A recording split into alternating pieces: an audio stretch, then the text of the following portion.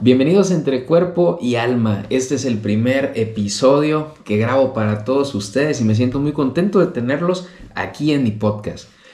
Pues bueno, aquí vamos a tratar el día de hoy la muerte, la enfermedad, visto desde el punto de vista de nuestras culturas mesoamericanas. Cómo veían ellos el proceso de muerte y el proceso de enfermedad y el proceso del más allá cuando tenían que abandonar este planeta. Creo que una de las cosas que más nos intrigan dentro de la medicina y dentro de la ciencia es saber qué ocurre en esa última frontera, hacia dónde vamos, qué sentimos. Y algo sorprendente es que en realidad todos en algún momento vamos a pasar por ese lugar. Entonces, sin más ni más, te invito a que, aprovechando que inauguramos nuestro podcast en el Día de Muertos, conozcamos este tema, la muerte, el más allá, visto por nuestras culturas mesoamericanas. A diferencia del pensamiento occidental que separa la vida y la muerte como dos etapas diferentes, las culturas mesoamericanas veían ambas como dos fases del mismo proceso cósmico. Vamos a hablar específicamente de los mexicas. Ellos creían que el universo necesitaba energía vital, el tonalli, para mantenerse en equilibrio. Por eso la muerte, ya sea cuando era natural o por sacrificios de guerra, ellos alimentaban al cosmos, al sol, a los dioses, porque ellos necesitaban esa fuerza vital de los humanos para que el curso pudiera seguir. Te envío un humano, regresas energía humana y mantenemos ese equilibrio. No había cielo ni infierno para ellos, sino 4 destinos posibles según el tipo de muerte. Número 1, el Mictlán, el inframundo, un lugar de descanso de la mayoría. El alma debía cruzar 9 niveles, ayudado por un perro Xoloitzcuintle. Era un viaje de purificación y reencuentro con la tierra. 2, la Tonatiuhicán, o el paraíso del sol, para los guerreros muertos en batalla y las mujeres que morían en un parto. En este lugar, las almas acompañaban al sol durante 4 años y luego regresaban a la tierra como colibrís. Vaya dato hermoso, como lo veían ellos, ¿no? Imaginar que tu familiar podía regresar en forma de colibrí. El Tlalocán, el paraíso acuático del dios Tlaloc, para los muertos relacionados con el agua, ahogados, enfermos de gota, rayos, lluvias, inundaciones. Ahí reinaba la abundancia y la fertilidad. Y por último, el Chichihuacuaco, el paraíso de los niños, donde un árbol de leche los amamantaba hasta que renacieran en otro ciclo de vida. Imagínense qué hermosa filosofía. Para ellos el alma no desaparecía, cambiaba de forma. La muerte era como una puerta a otra manifestación del ser. Los mayas tenían otra percepción completamente distinta. Los mayas tenían una visión más astronómica y cíclica. Acuérdense que ellos tenían hasta un observatorio. El alma llamada Pixán descendía del inframundo y Xibalbá, un lugar de pruebas y renacimiento. La vida era como una rueda. Para ellos era nacer, morir y volver. Nacer, morir y volver.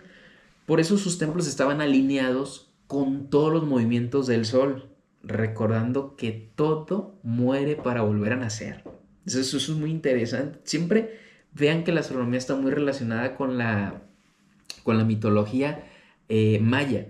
Los zapotecas y los mixtecas creían en la dualidad de la vida, la muerte como parte de un mismo espíritu. Aquí el dios Pitauco-Sobi, el maíz, moría y renacía cada ciclo agrícola. Entonces esto representaba el símbolo de la existencia humana. De ahí nace la idea de que la muerte fertiliza la vida.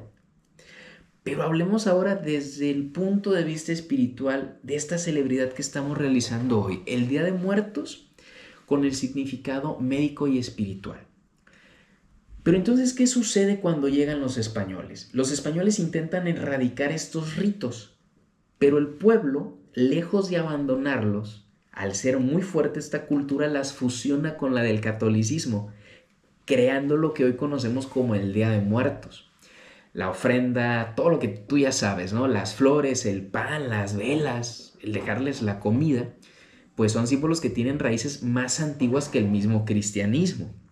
Un ejemplo, el copal purifica el alma, limpia la energía, es un antiguo ritual mexica. Las flores de cempasúchil, anaranjadas, amarillas, tan típicas, guiaban el camino de regreso de los muertos, representando el sol y el renacimiento. Mientras que el pan, hay que comer, era la ofrenda de alimento, pues terrenal para las almas. Cuando ellos vienen, tienen que comer algo. Y el agua es un símbolo de purificación y del renacer. Pero la sal tiene su efecto en conservar la pureza del alma. Yo opino que desde una mirada médica y psicológica, el Día de Muertos cumple una función esencial. Ayuda a reintegrar el duelo, recordar, hablar, compartir, a rendir homenaje. Permite curar la pérdida y convertirla en sabiduría emocional. Sería necesario siempre honrar a los muertos para sanar a los vivos, porque siempre que hay una pérdida, alguien queda sufriendo en este plano.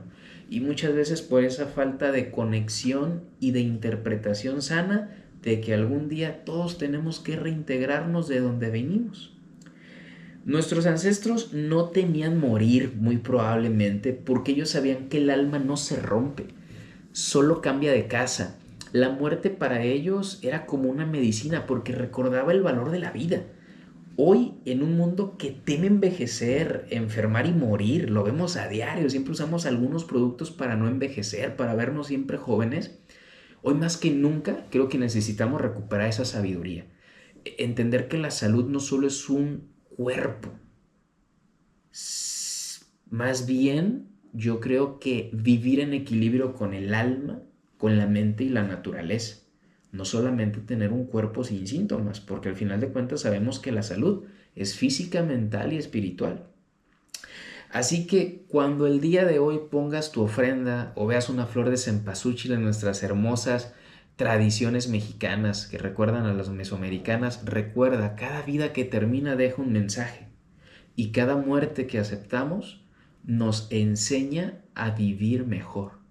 Recordemos con mucha alegría a todos los seres que ya no se encuentran con nosotros. Para aquellos que creemos en el proceso de la reencarnación, muy probablemente podemos saber que a lo mejor esa alma y ese espíritu se encuentra ya en nuestros hijos, se encuentran en nuestros sobrinos, en las nuevas generaciones. Y es muy bonito pensar que esas almas han retornado con nosotros. Para los que creen que a lo mejor, muy probablemente, representa la pérdida de todo porque hay que respetar las creencias, muy probablemente ahí acaba. Hay otros que a veces toman un poquito de culpa. Hay muchos que dentro de la creencia opinan que por no haber sido bautizados o por no haber sido tan buenos cristianos, muy probablemente están pasando un proceso de purificación en el purgatorio. Vaya, esto me recuerda un poquito a los infiernos de Dante Alighieri, que es precisamente cuando la idea del infierno se mete en la Iglesia Católica. Estos núcleos o círculos del infierno te decían que tú ibas descendiendo y en cada nivel te encontrabas a ciertos personajes, escritores, políticos, y llegabas a esta parte del purgatorio, donde las almas que ni fu ni fa, entonces de ese momento empezaba un proceso de purificación. Recordemos siempre honrar a nuestros muertos. Recordemos siempre sobre todo estar en paz, porque muchas veces no deja bonitas experiencias. Porque muchas veces ese familiar se fue o nos fuimos con odio, con resentimientos, por habernos hecho la vida de cuadritos. Nadie es perfecto. Y a veces sucedieron cosas graves que hay que ser muy sinceros. En algún momento las personas llegan a decir, qué bueno que se murió. Era un hijo de su tal por cual. Pero sabes, si esa persona ya se marchó, por más grave que haya sido la lesión, por más grande que haya sido la herida, Lo importante aquí sería sanar y perdonar, y sanar desde lo más profundo de nuestro corazón, porque al final de cuentas ese ser ya se fue, ya no está aquí, él está en otro lado, y muy probablemente nosotros nos quedamos con nuestro dolor acá. ¿Y sabes quién está sufriendo? ¿Y sabes quién se está enfermando en vida? Tú. El otro está feliz en otro lado. No podemos seguir dañándonos. También, para los que quisimos mucho y ya no están con nosotros, muy probablemente se nos hace un nudo en la garganta el hablar y el reconocer que ya no están. A veces inclusive la mente humana finge que ya no están y finge decir, yo creo que se fue de viaje, anda de paseo. Inventa una mentira y la hace realidad para que no duela. Pero muy probablemente lo que nos duele no es su pérdida. Lo que nos duele es el apego que se rompe. Ninguna persona es capaz de generarnos dolor en nuestra alma. Más bien la generamos nosotros cuando sentimos que ese apego ya no se puede volver a realizar, cuando ese vínculo ya no lo podemos volver a hacer. Entonces, sería necesario tomar la reflexión de la muerte como un proceso que nos invita a disfrutar el día a día la vida. Todos sabemos el día en el que nacemos, pero nadie sabe el día en el que nos vamos a ir. Y aquí nos ponemos a pensar un poquito en la cuestión de la muerte. O sea, muchos pensamos que vamos a llegar a viejos. ¿Quién te asegura? ¿Quién te asegura? Bendito Dios, ojalá y llegáramos a viejos todos. Pero a ver, hay mucha gente que dice es que hago ejercicio, como bien, no sé, hago muchas cosas, cuido mi salud y ¿qué crees? Les da una enfermedad incurable. ¿Y a poco no da coraje que luego dicen, oye, yo que me cuido, yo que me alimento, yo que me hago ejercicio me dio una enfermedad incurable? Y aquí este que está todo borracho, desnutrido, mal comido, mal dormido, no le pasa nada. Bueno, ¿qué pasa con la experiencia de vida? Cada quien viene a encarnar una experiencia, a sentir y a vivir de una manera diferente. Y muy probablemente eso es lo bonito de la vida. De dónde venimos y hacia dónde vamos. Pareciese que en nuestra vida tenemos una línea en la que únicamente conocemos la parte de en medio, la parte de estar vivo. Pero yo, por ejemplo, que nací en 1996, ¿qué pasaba en 1995? ¿Dónde estaba yo en 1995? Mi alma y mi espíritu, ¿en dónde estaban? ¿Quién era? ¿O en dónde estaba? ¿Y en qué momento firmé un contrato con alguien y le dije, mándame y que mis padres sean estas personas y quiero vivir en esta ciudad y en este país? ¿Quién era yo en el 95? ¿En dónde estaba? ¿Y quién voy a ser yo el día que me muera y hacia dónde voy a ir? ¿Qué va a sentir mi alma? ¿Qué voy a sentir? ¿Voy a sentir miedo? ¿Verdaderamente voy a sentir esa experiencia que dicen de que tu vida pasa rápidamente como una película frente a tus ojos?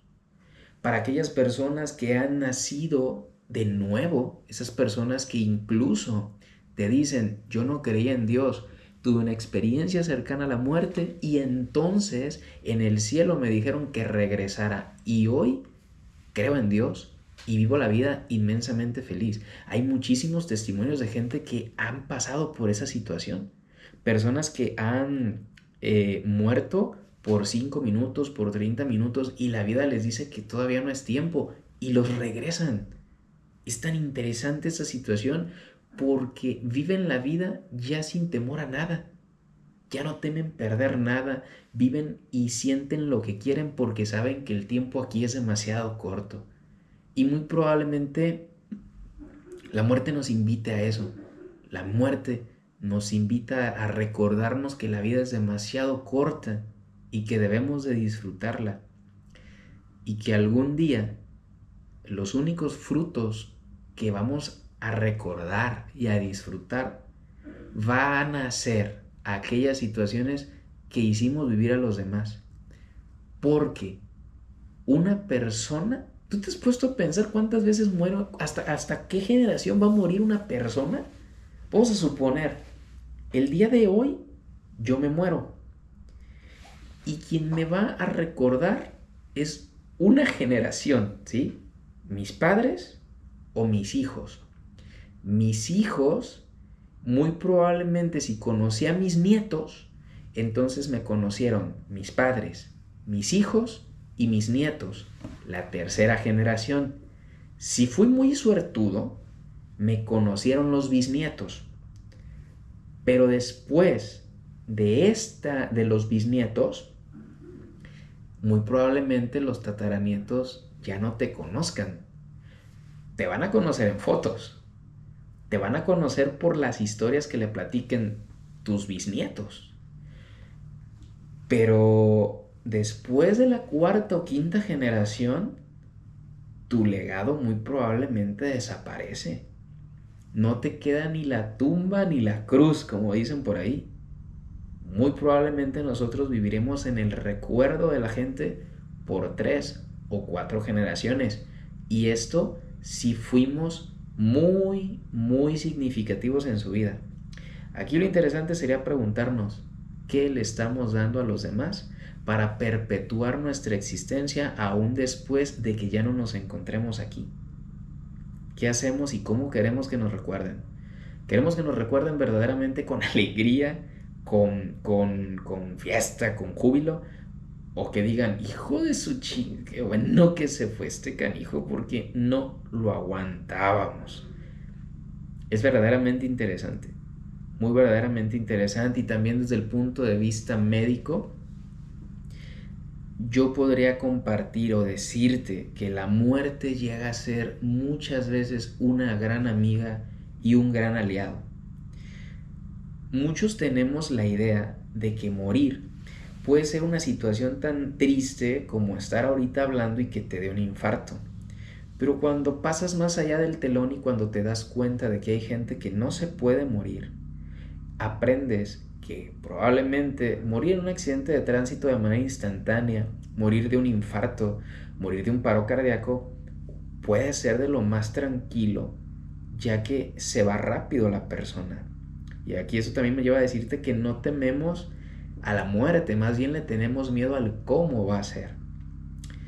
Pero todas esas personas que están haciendo cama, todas las personas que quisieran terminar un dolor tan fuerte, un dolor relacionado con el cáncer, un dolor relacionado con una enfermedad incurable, gente que quedó en un accidente y ya no pudo salir de cama y tiene un derrame cerebral y ya ni siquiera se puede comunicar con su familia, no puede comer por sí mismo. Pregunto yo, ¿acaso no sería la muerte un proceso de liberación? Y si la dejamos de ver como un enemigo y la vemos como ese espíritu o como esa energía que libera y que te dice, hijo, vámonos de aquí, es hora de continuar. Las experiencias siguen. El problema de nosotros es que creamos muchos vínculos y el ser humano no está hecho para crear vínculos. Porque eso nos da los apegos y los apegos generan miedo y el miedo genera sufrimiento. Pero muy probablemente la muerte pueda llegar a ser una solución. El problema es que nos vendieron la muerte como algo que separa, como algo que duele, como algo que nos lo quita para siempre. Y lo vemos desde el sufrimiento por la pérdida de una mascota, lo vemos por la pérdida de un trabajo, entramos en un proceso de duelo, son pequeñas muertes. Nosotros morimos a diario poco a poco. Nuestras células ya no se reproducen igual, el proceso de envejecimiento cada vez nos va llegando y es tan sorprendente verte en un espejo y ver cómo la juventud se va yendo y nos vamos deteriorando. Decía una maestra, el que tiene ego sufre más, porque oye, se me está arrugando la piel, oye, se me está haciendo canoso el pelo, y cuando te despojas del ego, dices, bueno, pues total, así pasa.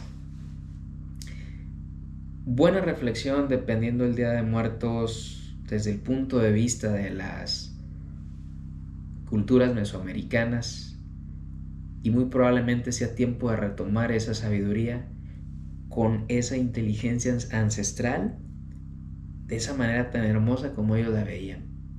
Muy, muy interesante. Me gustaría que me dejes en tus comentarios qué opinas de estas culturas mesoamericanas, cómo veían ellos el proceso de muerte-enfermedad y sobre todo te invito para que compartas este podcast.